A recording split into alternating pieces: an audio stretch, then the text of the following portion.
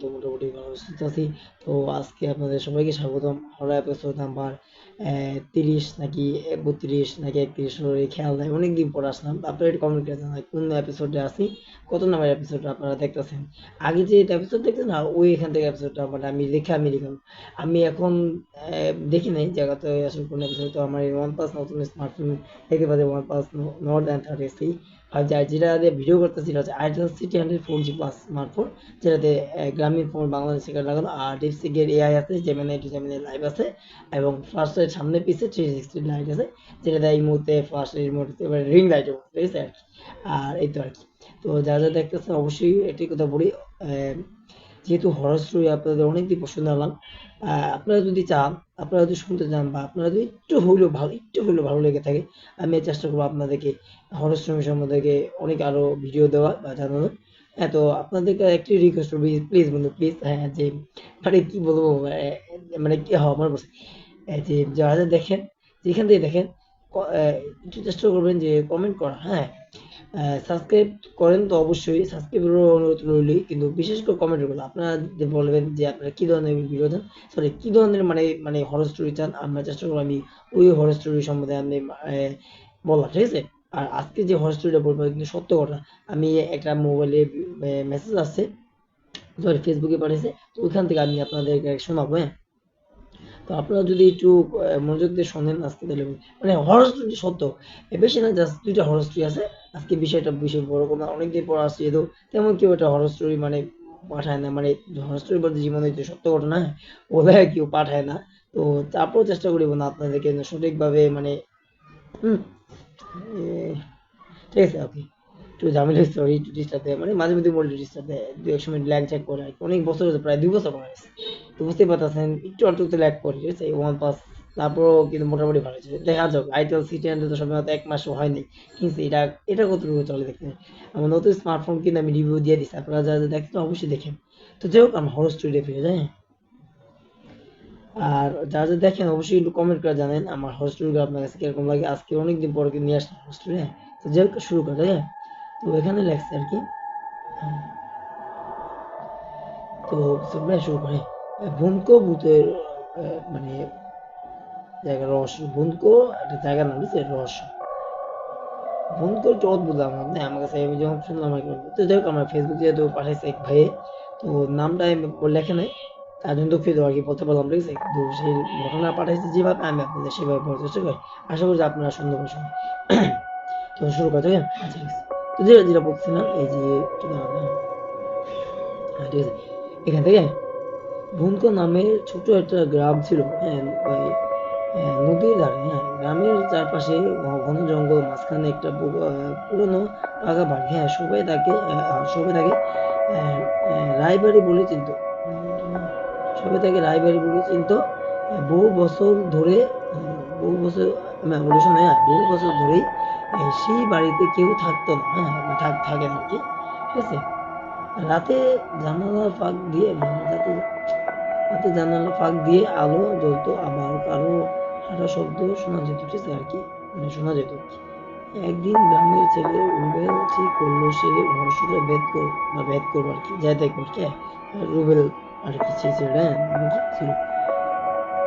বন্ধুরা ভয় পেয়ে বলে, দাদা বন্ধুরা ভয় পেয়ে বললো, হ্যাঁ, ভয়ঙ্কর ভূত ধরতে যাস না ভাই, কেউ ওই বাড়ি থেকে মানে ওই বাড়ি থেকে বাঁচতে পারে না, বা মানে যাওয়ার পরে ফিরে আসে না আর কি, এরকম একটা আর কি।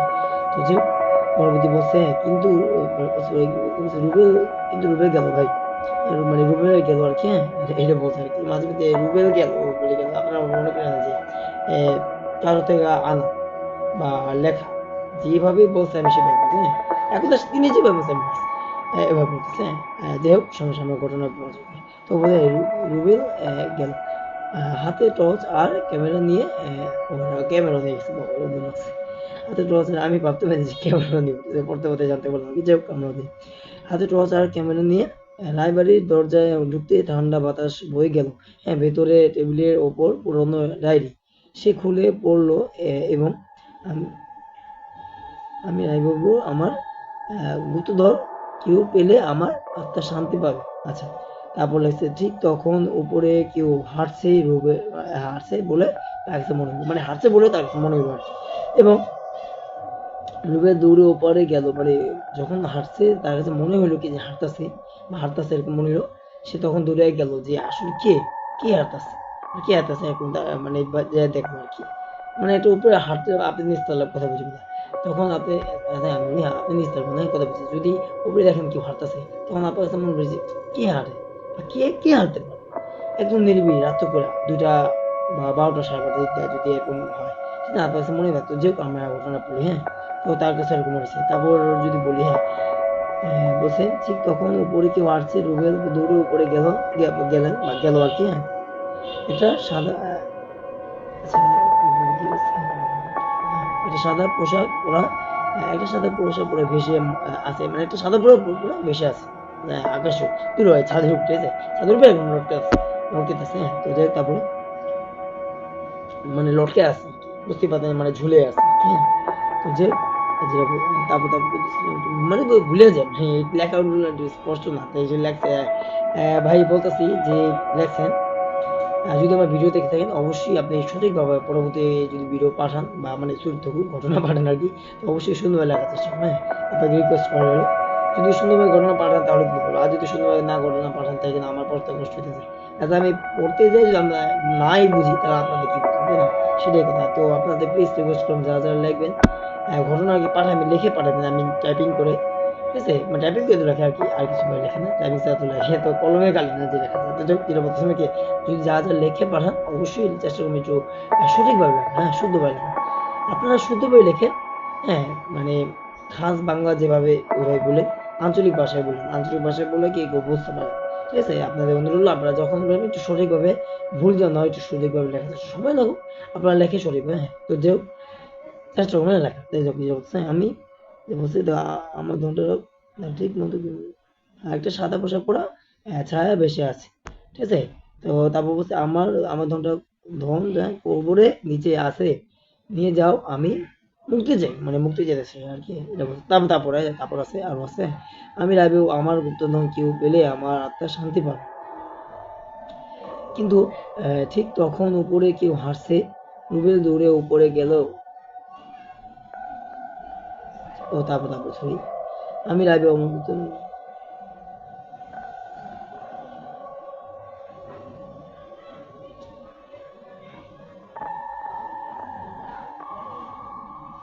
তারপরে যে ঘটনাটা একটু ওই লাগছে একটু দেখে নিলাম, হ্যাঁ, একটু হবে বুঝলি। আমি লাগবে আমার গুরুত্বপূর্ণ কেউ পেলে আমার হাতের সাথে তারপর পাইছি, বুঝলাম, তারপর বুঝতে পারি ঠিক তখন ওই দিকে হোয়াটসঅ্যাপ দূরে উপরে গেল, এসে একটা সাদা পোশাক পরা ছায়া বেশি আছে, মানে সাদা পোশাক পরা ছায়া বেশি আছে, হ্যাঁ। তারপর আমার ধনটা কবরের নিচে আছে, নিয়ে যাও, আমি মুক্তি চাই। রুবেল ভয় পেয়ে গেলেও সাহস করলো, উঠানে খন করতে একটা ছোট পিতলের বাক্স, ভেতরে সোনার গহনা আর সেই রায় বাবুর ছবি, হ্যাঁ, মানে পেলো আর কি, ওইখানে ওই বক্সটা থেকে মানে পাওয়া গেল আর কি। আচ্ছা, বারে একটু ইয়ে হয়ে যায় তো একটু ম্যানেজ করি, তারপর একটু ম্যানেজ হবে। পরদিন শান্তিভাবে তারপর দেখেন এই যে রুবেল ভয় পেয়ে গেল, সাহস করে উঠলো, সাহস করলো, এবং উঠানে খন করতে একটা ছোট টেবিল, আচ্ছা, তারপর পরদিন সকালে পুলিশের পুলিশের খবর দেওয়ায়, মানে পুলিশের খবর দেয় আর কি, ইহা ঠিক আছে, এখানে আমি ঠিক বলছি, পুলিশের খবর দেওয়ায় না, মানে দেয় আর কি, একটু কথাটা একটু ভুল বলছি, আসলে দেয় আর কি, হ্যাঁ। আচ্ছা, সমস্যা নেই, যেটি হোক, হ্যাঁ, আপনারা একটু চেষ্টা করবেন সঠিকভাবে লেখা, হ্যাঁ। আপনাদের অনুরোধ হলো বন্ধুরা, যে লেখছেন অবশ্যই অনুরোধ হলো সঠিকভাবে লেখা, আচ্ছা ঠিক আছে। তারপর বলি, হ্যাঁ, পরদিন সকালে পুলিশে খবর দেওয়া হলো বা দিল আর কি, হ্যাঁ। তারপর থেকে আর কখনো বা রায়বাড়িতে আলো জ্বলে না, বা আলো জ্বলতে দেখা যায় না, কি আলো জ্বলতে ওখানে দেখা যায়। পরবর্তী এই বক্স পাওয়ার আগে বা গুপ্তধন পাওয়ার আগে তখন দেখা গেছে, এখন আর দেখা যায় না, হ্যাঁ, আর কখনই দেখা যায় না, এটা বলছে আর কি, হ্যাঁ। আচ্ছা, সবাই বলে রুবেল ভাই বুনকর ভূতের রহস্য ভেদ করছিল, হ্যাঁ। তারপর তাও চাইলে আমি গল্পটা একটু এই তুই কথা না, বোনকে রহস্য ভেদ করেছি, এই আর কি, হ্যাঁ। তো যাই হোক, আমি এখান থেকে একটা ঘটনা বললাম, কিন্তু আমার একটা ঘটনা বলি, হ্যাঁ। আমার এক পরিচিত ভাইয়ের সাথে ঘটনা ঘটছে রিসেন্টলি, কদিন আগে আর শুনতাম, ঠিক আছে। তো সে আমায় বলছে যে ভাই, আমি তো মনে করেন এই যে সবসময় মনে করেন কাজ চাকরি করি অনেক দূর থেকে, মানে তার ছিল আগে পোস্টিং ছিল একটা গ্রাম, এই যে গাজীপুর, হ্যাঁ গাজীপুর, কথা বুঝি। তো গাজীপুর থেকে যে সিটি হোস্টেল থাকতো, হ্যাঁ কথা বুঝি। হোস্টেল থেকে আসার সময় সে আছে, হ্যাঁ সমস্যা নেই, আচ্ছা, যে যাই বলুক আর যে যাই হোক যেতে হবে, আপনারা নোটিস করেন, আপনার আমি যেটা বলতে চাই, মানে আপনার যে বাড়ির শব্দ একটু একটু ম্যানেজ করেন, হ্যাঁ। অনেক যদিও শব্দ ঠিক আছে, আমি জানি না কতটুকু আমার কথা শোনা যেতেছে, যদি একটু মানে সমস্যা হয় তার জন্য ক্ষমাসী, আপনারা একটু ম্যানেজ করেন, হ্যাঁ। তো যাই হোক, আমরা যেটা বলতেছি না, এত গাজীপুর থাকতো সেই লোকটা, মানে সরি ছেলের বাড়ি, আমার বড় ভাই আর কি বলতে পারেন, আমার আপন বলে কিন্তু আমার একটা পরিচিত আর কি বলবো, সে আমার ঘটনা শেয়ার করছে, যেভাবে বলছে আমি সেভাবেই বলি এবং সঠিকভাবে বলবো, ঠিক আছে। যেটা বলছে আর কি সত্য ঘটনা, হ্যাঁ আমি আগে বলি সত্য, আপনার আপনি মিথ্যা মনে করেন, আপনার সন্দেহ বলবেন।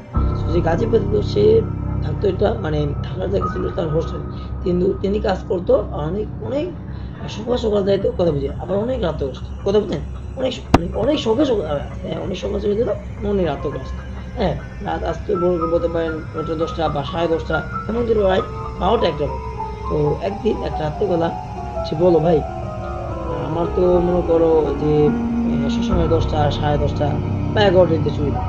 তো এমন এক সময় হয়েছে, অনেক কাজ ছিল, মানে অফিসে অনেক কাজ ছিল আর কি।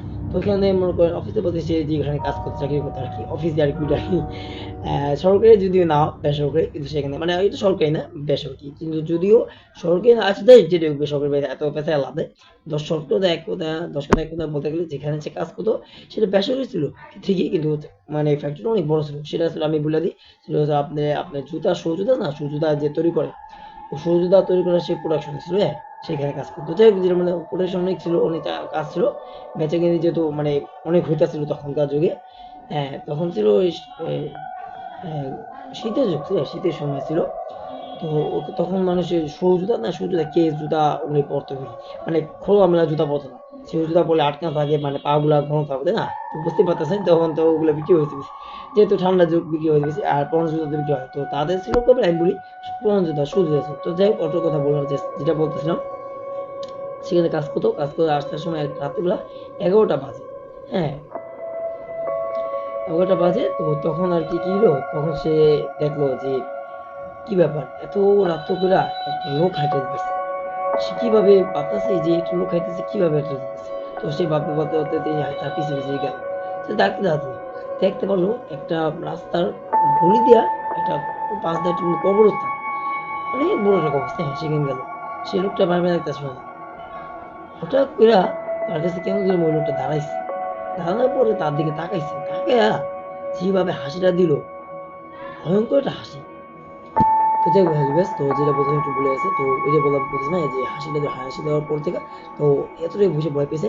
তারপর সে দেখতে পারলো যে যেখান থেকে সে হাসতেছিল, বেশি কম না, যেখান থেকে হাঁটতেছিল ঠিক একই জায়গায় সে আবার এসে বসছে, হ্যাঁ। তার সাথে কি তো সে বুঝতে পারতেছে, সে ঠিক কিন্তু এখান থেকে তুই এসে বসে হাইটে যাবে ওই জিনিসটা দেখে, সে একই জায়গায় দেখবে। তারপর সে ভাবলো যে আমি যেহেতু এখান থেকে এখানে আসছি, আমি কবরস্থান তো পাই দিছি, সে এখানে আসে না, সে বড় ভাবতেছে, ভয় ভয় পাচ্ছে।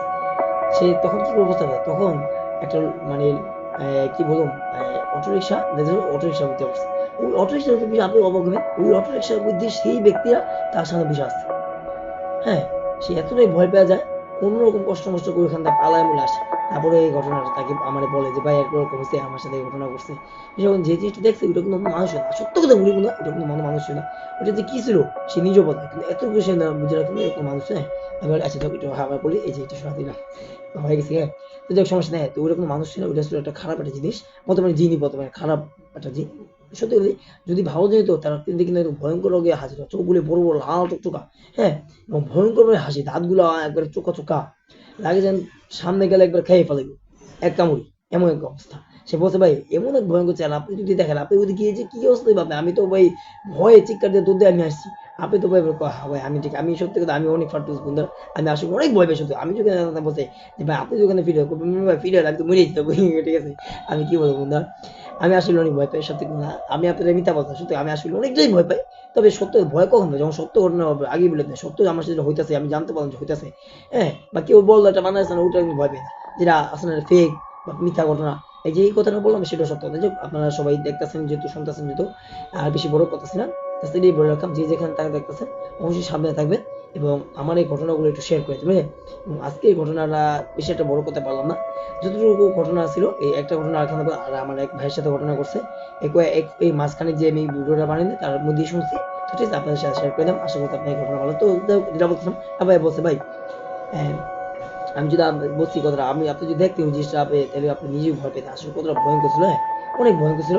সে বলছে কবে, হ্যাঁ আমি তো ভয় পাইতে অবশ্যই, আমি তো জানি অনেক ভয়, ভীতু বা অনেক ভয় পাই গেছি। ওই যে বললাম বা আমি যে সত্য ঘটনা হয়েছিল আমার সঙ্গে, আমি ভয় পাবো অবশ্যই, যদি না হয় শুধু আমি বলি যদি না হয় তাহলে আমি ভয় পাবো, মানে এটা মিথ্যা মধ্যে গুজব, আপনি বলেন কি ভয় পাবো না।